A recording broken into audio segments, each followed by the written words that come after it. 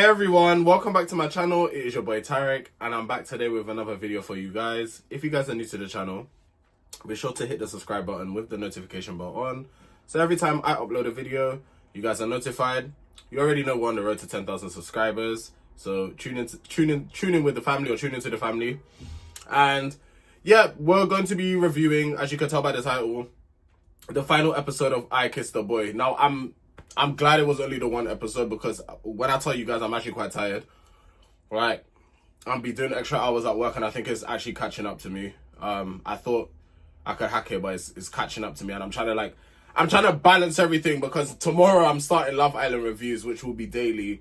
Plus I'm waking up at 4 a.m. every day now. So it's like, I'm trying to balance everything. And plus I go to the gym too. So it's like everything I'm trying to balance. So yeah, I'm just really trying to use this weekend to just rest, relax, because from tomorrow it's gonna be very hectic. So yeah, I'm gonna try and get through this review as quick as possible without rushing though. But I'm gonna try and get it because it's only the one episode. I haven't got that many notes because it was basically the final kiss off today.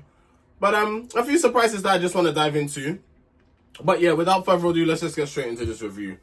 So, following from last week's episode, Lars is still feeling a bit off about what happened between him and Ruben, which is understandable because in his head he was taking it a different type of way. But like I said in last week's review, I understood where Ruben was coming from because being exclusive with someone, yeah, you're not using the term boyfriend and boyfriend, but it's more or less boyfriend and boyfriend without actually putting the title boyfriend and boyfriend. Exclusive is just that title where it's like we're not going to be talking to anyone else. But personally I feel like exclusive is the term people use to be comfortable in a relationship but without saying they're in a relationship, because that's what I've clocked. Because when I've said I'm exclusive with someone, it's like I thought that was only a term that gets used on these shows. I didn't think that's a thing that people be saying in a real life, but it's a thing that people be saying and doing in a real life, including myself. Like with my ex-partners in the past, I've said to them, okay, cool, we are now exclusive. I'm not seeing no one else. But I really thought it was just a thing that was used for TV, but I guess people use it in a real life too. Ruben does not take being exclusive lightly. He wants to continue going with Lars on the outside world to see if what they have in the Masseria continues, which makes sense. It makes sense, like, even if you don't kiss the person, I understand, okay, cool, on TV, like, oh my gosh, you didn't kiss the person. It's the final kiss off, you know, if you didn't kiss them, it means it's over. Not necessarily. It's just like you're not ready within that current moment to make it exclusive. And I feel like people shouldn't be punished for that. I feel like it's fine. People shouldn't feel like they're being punished or people are judging them for that. Like, at the end of the day, it's when you're ready to do things or when you're ready to take that next step. And if you as an individual, if you're not ready, you're not ready. It is what it is. All the boys are low-key stressing because shit is getting real. And yes, it is getting real. Like, fun and games are done. It's over. You guys have to make a decision about whether you want to spend basically the rest of your life or be exclusive with this person, or if the summer love is done. The boys will be separate from their partner until the final kiss to help them make that decision if they want to continue what they have on the outside. I feel like being separated from I feel like it could either go one way or the other. I feel like it's more of a benefit though, because it's like if what you guys have is really strong, you being apart. They say when you're apart from someone, what's the saying? The heart grows stronger or something like that when you're apart from someone. So I guess we'll see. But then if you're apart from the person and you don't really miss them that much, or even though you know you're seeing them tomorrow or whenever, but if you're like not being like, oh, I wish I was then it should kind of tell you what it is. So then families start meeting one another and start meeting each other's. The family start meeting the couples, basically. So Jazz's dad and sister meet Aaron. And Aaron's mum and sister meet Jazz. Lars's brother and friend meets Ruben. Ruben's dad and sister meets Lars. Jazz's family really like Aaron, by the way. When they were debriefing with Jazz, they just really like how he's like well-spoken. He seems like a really nice guy. They really, and I've been saying it from the beginning that I've been rooting for those two. So I've been saying it from the jump. You guys can go, if you guys don't believe me, you guys can go back and watch the very first, I think it was probably episode 1 when I reviewed the show. You guys go, I've been rooting for these guys from since day one. So yeah, they just seem really cute and sweet together. And they just gel really well together. So I really love that for them. Aaron's family, his sister did ask him to ask himself whether it's a temporary feeling or whether this is something you're going to feel longevity.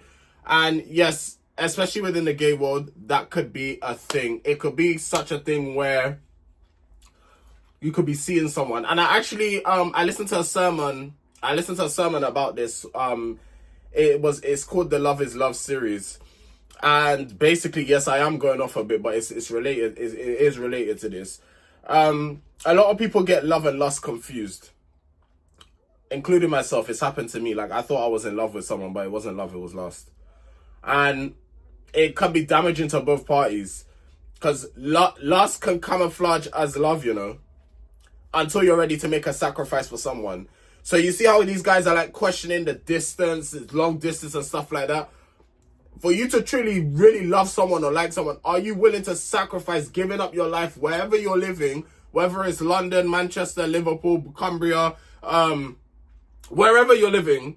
Are you willing to give up what you're doing and move your whole life to where your partner lives or resides? Are you willing to sacrifice that? Because if you're not willing to sacrifice that, that's your answer. You don't love that person. You don't like that person as much as you thought you did.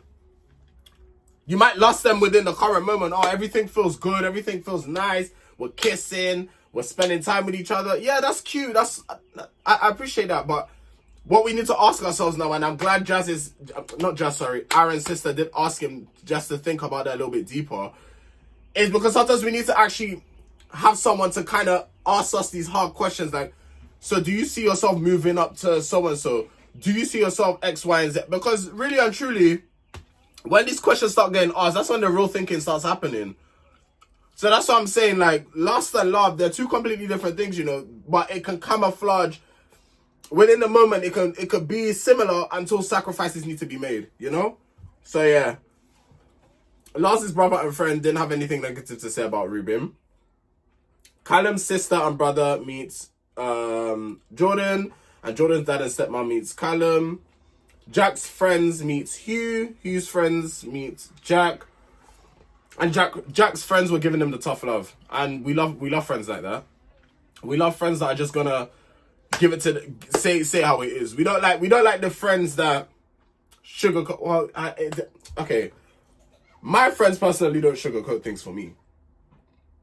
Like, if I fucked up, if I've done something wrong, even if they felt like I'm not, like, if I'm describing like an interaction I've had with a guy and they feel like I'm not treating the guy with respect, or I haven't treated that person, they will tell me to my face, you know. It's not a thing where it's like, like, they don't sugarcoat anything. They'll say, no, you're messed up for that. Like, that's our dialogue between each other. Like, we tell each other how it is for what it is. Like, we don't beat around the bush or nothing. And you need people like that in your life. And this is just a general thing. You don't want those people that are yes men. You don't want people like that in your life. Like, everything you're doing, they're in your corner rooting for you. Even if you're effing up and they're not telling you about it, they don't have the best interest for you. They don't have the best interest. They're just there along for the ride. They're there for a season. They're not going to be there for people like that. Don't last long.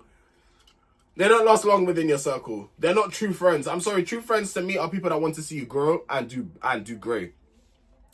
And Jack's friends basically tell him what it is, like saying you gotta stop letting your past, you know, affect your current situations and stuff like that. Like, they're giving it to him. And we love friends like that. We love friends that could just say it how it is. And Jack, knowing his friends, he understands the communication, he understands the dialogue, he understands the language that they're speaking. Therefore, he won't get upset when they're giving him tough love. He won't get upset because he understands the language they are speaking. And some of y'all don't understand that language because some of y'all are soft. Sorry to break it to you, but I have to say it like that. Some of you lot are too soft in this life. It's soft. Because when your friends are trying to keep it real, you're saying, oh, they're being rude to you, they're being mean. But it's then, well, it depends how they're saying it, you know. Because there's ways to say things. But like, Most of the time, friends keep it real, and then you're saying, oh, they're the problem, they're this, they're that. No, they're just keeping it real.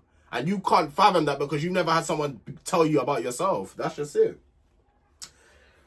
But yeah. Lars is saying he isn't 100% on whether he will turn around or not.